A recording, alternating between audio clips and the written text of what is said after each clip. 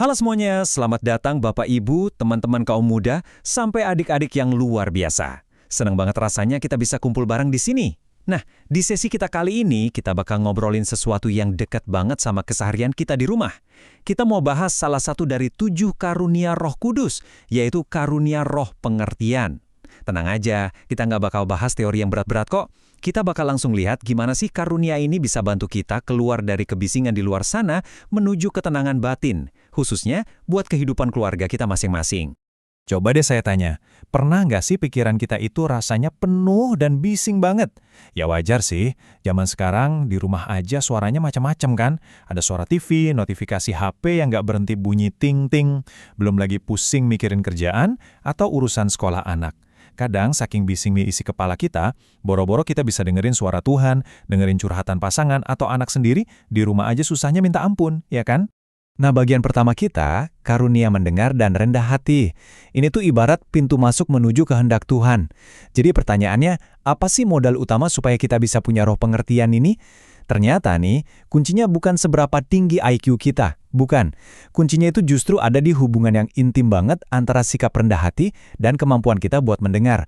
Jadi gini, ada beda yang jauh banget antara sekedar mendengar pakai telinga sama mendengarkan. Kalau mendengarkan, itu artinya kita ngasih perhatian penuh pakai hati kita. Dan ini butuh banget yang namanya kerendahan hati. Kayak yang dibilang di Injil Matius, rahasia pengertian itu justru disembunyikan dari orang yang sok pinter atau merasa paling bijak. Tapi malah dibukakan buat mereka yang rendah hati.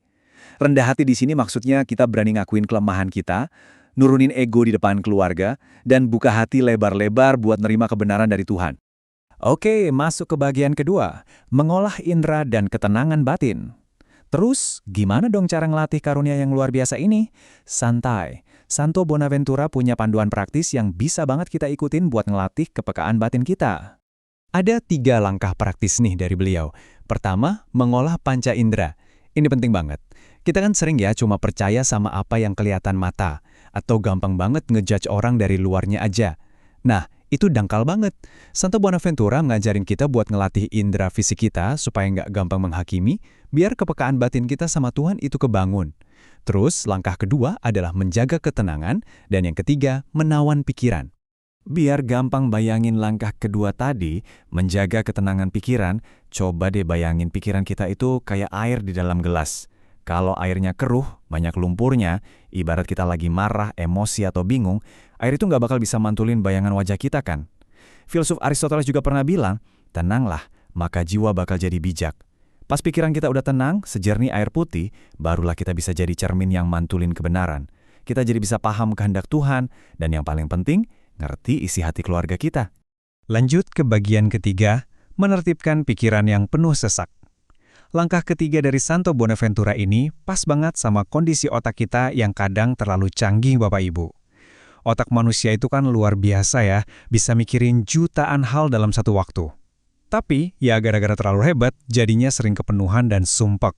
Coba bayangin, pikiran kita yang lagi ruwet itu kayak perempatan jalan raya pas jam pulang kerja. Macet parah. Kalau nggak ada polisi yang ngatur lalu lintas, wah bisa tabrakan di mana-mana kan? Nah, persis disitulah roh pengertian kerja.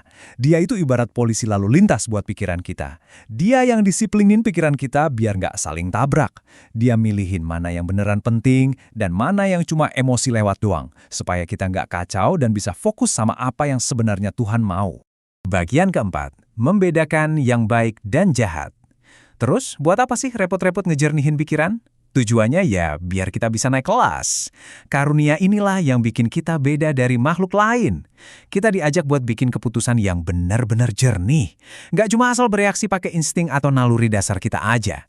Jadi ada 3 tujuan utamanya nih. Kalau pikiran kita udah jernih berkat roh pengertian, kita bakal dimampukan buat tegas nolak hal-hal yang jahat, terus dengan tulus mencintai yang baik, dan puncaknya, kita ngarahin seluruh hidup kita ke kebaikan tertinggi, yaitu Tuhan sendiri.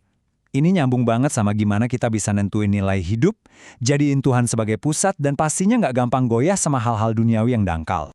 Oke, di bagian kelima ini kita bakal lihat gimana roh pengertian ini nyambung ke garis waktu kehidupan kita yang nyata, masa lalu, kini, dan nanti. Karena ternyata karunia ini nggak cuma buat nyelesain masalah hari ini aja loh. Di dalam keluarga, roh pengertian ini nemenin kita di 3 masa.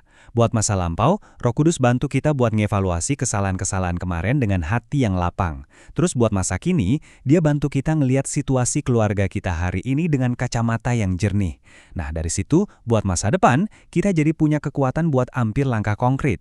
Kita bisa bikin rencana baru, biar kehidupan keluarga kita jadi jauh lebih baik. Masuk ke bagian ke-6, penerapan dalam keluarga sehari-hari. Yuk, sekarang kita bawa semua ajaran yang keren ini ke ruang keluarga kita masing-masing. Gimana sih cara praktekin nilai roh pengertian ini di meja makan, pas lagi ngobrol santai, atau pas lagi main sama anak-anak?